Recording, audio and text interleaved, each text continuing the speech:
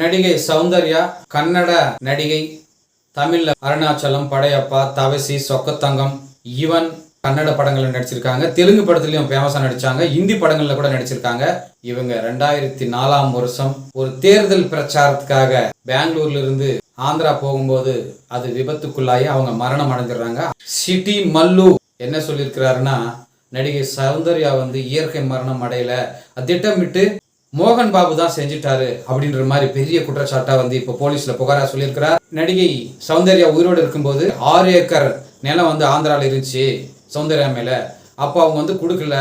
அந்த 6 ஏக்கர் நிலத்தை தான் சௌந்தர்யா இறந்த பின்னாடி ஒரு அபகரிச்சிட்டாரு மோகன் பாபு. அதுக்கப்புறம் மோகன் பாபுவும் அவங்க மகனுக்குமே கூட இப்ப அந்த சொத்து பிரச்சனை தான். அந்த 6 ஏக்கர் நிலத்துக்காக தான் இதை சௌந்தர்யாவின் கணவர் ரகு முழுக்க இது போய் என் மனைவி கிட்ட இருந்து யாரும் அபகரிச்சு நிலத்தை பறிக்கவில்லை அப்படின்னு சொல்லியிருக்கிறார்.